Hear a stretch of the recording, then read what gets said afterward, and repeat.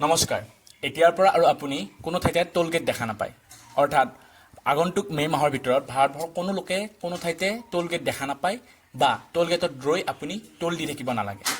এইটো কথা মই কোৱা কথা নহয় এইটো কথা ভাৰতবৰ্ষৰ কেন্দ্ৰীয় পথ পৰিবহণ আৰু হাইৱে মিনিষ্টাৰ নীতিন গাডকাৰীদেৱে স্বয়ং তেওঁ নিজে কৈছে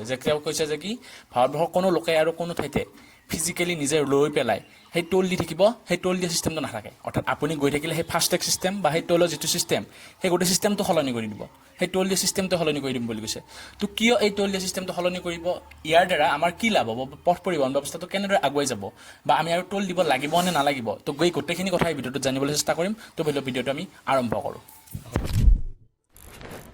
আমাৰ পথ পৰিবহণ মন্ত্ৰী নীতিন গাডকাৰীদেৱে যোৱা ৩-৪ দিনমান আগত প্ৰেছৰ আগত তেওঁ নিজে কৈছে যে আমাৰ এই টোলৰ ছিষ্টেমটোৰ পৰিৱৰ্তন হ'ব আপগ্ৰেড হ'ব আৰু এই নতুন টোলৰ ছিষ্টেমটোৱে আমাৰ ভাৰতবৰ্ষৰ পথ পৰিবহণ ব্যৱস্থাক অহা 2 বছৰৰ ভিতৰত ইউএছতকৈ বেটাৰ কৰিম বুলি তেওঁ নিজে কৈছে আৰু এই পৰিবহণ ব্যৱস্থাটোত কি আমি যে ফিজিকেলি ৰৈ পেলাই যে টোল দিম তাৰ পৰিৱৰ্তে সেই টোল সিস্টেম যেটো ফাষ্টেগৰ দ্বাৰা টোল কটা হৈ আছিল ইমান দিনে বা সেই সিস্টেমটো বৰ্তমানলৈকে যেটো সিস্টেম চলি আছিল সেই গোটেই সিস্টেমটোৰ পৰিৱৰ্তে এটা নতুন সিস্টেম অনা হ'ব যেটো সিস্টেমত আপোনাৰ বেংক একাউণ্টৰ পৰা পইচাটো ডাইৰেক্ট যাব হয় কিন্তু এই গোটেই যেটো নতুন সিস্টেম এটা আনিব আগন্তুক 2-3 মাহৰ ভিতৰত সেই গোটেই সিস্টেমটোৱে স্যাটেলাইটৰ দ্বাৰা নিয়ন্ত্ৰণ হ'ব অৰ্থাৎ আমাৰ যিবিলাক স্যাটেলাইট আছে সেই স্যাটেলাইটবোৰে এই সিস্টেমটো নিয়ন্ত্ৰণ কৰিব আৰু এই সিস্টেমটোৰ নতুন নামটো দিয়া হৈছে GNSS অৰ্থাৎ গ্লোবেল নেভিগেশ্যন স্যাটেলাইট সিস্টেম এই গ্লোবেল নেভিগেশ্যন স্যাটেলাইট সিস্টেমটোৰ দ্বাৰা নতুন টোল সিস্টেমটো নিয়ন্ত্ৰণ হ'ব ফাষ্টেগৰ পৰিৱৰ্তে এই GNSS ব্যৱস্থাটো নিয়ন্ত্ৰণ হ'ব তো এই প্ৰক্ৰিয়াটো কেনেদৰে হ'ব আমি তাক জানিবলৈ চেষ্টা কৰিম তো এই গোটেই প্ৰক্ৰিয়াটো এই নতুন যেটো GNSS টোল সিস্টেম প্ৰক্ৰিয়া এই প্ৰক্ৰিয়াটো চলিব স্যাটেলাইটৰ দ্বাৰা কেনেকৈ চলিব যে কি যিবিলাক ভেহিকল আছে সকলো যান-বাহনত এটা মেচিন লগাব সেই মেচিনটো থাকিব কি স্যাটেলাইটৰ দ্বাৰা আধাৰিত মেচিন এটা থাকিব সেই যান-বাহনবোৰক যিবোৰে নেকি কি কৰি থাকিব সেই স্যাটেলাইটটোই যান-বাহনবোৰক ভেহিকলবোৰক ট্ৰেক কৰি থাকিব অৰ্থাৎ লাইক ক'ব গ'লে জিপিএছ সিস্টেম টাইপ আৰু সেই যান-বাহনবোৰ য'তে যায় সেইটো গম পাই থাকিব ট্ৰেক হৈ থাকিলে কি আপুনি সেই নিৰ্দিষ্ট এলেকাটো পাৰ হ'লে তাৰ পৰা আপোনাৰ টোলটো বেংক একাউণ্টৰ পৰা ডাইৰেক্টলি কটা যাব আৰু আপুনি তাত ফিজিকেলি ৰৈ থাকি টোলটো দি থাকিব নালাগে আৰু আপুনি যিখিনি ডিষ্টেঞ্চৰ বাবে টোলটো দিব সেইখিনিয়ে যাব পাৰিব নেক্সট গ'লে আকৌ তাৰ পৰা ট্ৰেক হৈ থাকিব যিহেতু আপোনাৰ একাউণ্টৰ পৰা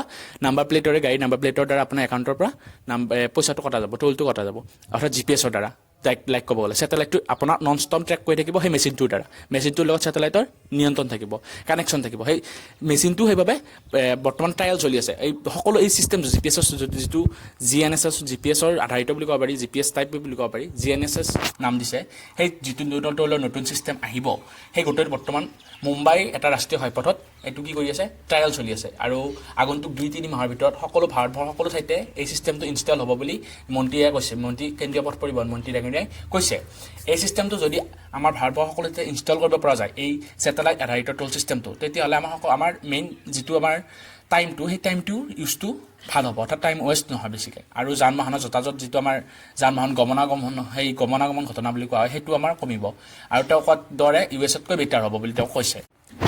তো এইটোৱে আছিল নতুন টোল সিস্টেম আগৰ পুৰণা টোল সিস্টেমটোক পৰিৱৰ্তে এটা সাইণ্টিফিক টোল সিস্টেম আনিব গৈ আছে আমাৰ ভাৰতবৰ্ষত তো এইটো সকলো সামাজিক মাধ্যমতে এইটোৰ বিষয়ে কথা বতৰা চলি আছিল এইটোৱে আমাৰ টোল ব্যৱস্থাটো আপগ্ৰেড কৰিব য'ত স্যাটেলাইটৰ মাধ্যমত টোল ব্যৱস্থাটো চলিব ফিজিকেলি ৰৈ থাকি টাইম ৱেষ্ট কৰিব নালাগে তো এই নতুন আপগ্ৰেড টোল সিস্টেমটোৰ বিষয়ে আপোনালোকে জনাটো জৰুৰী আছিল বুলি মই ভাবিছিলোঁ সেইবাবে আপোনালোকক জনাই দিলোঁ তো এই সিস্টেমটোৱে আমাৰ ভাৰতবৰ্ষৰ পথ পৰিবহণ ব্যৱস্থাটো উন্নত কৰি তুলিব আৰু ইউএছতকৈ বেটাৰ কৰি তুলিব বুলি তেখেতলোকে কৈছে তো এইটোৱে আছিল ভিডিঅ' আপোনালোকক জনাই দিলোঁ টোল সিস্টেমৰ বিষয়ে তো আজিলৈ ইমানে ধন্যবাদ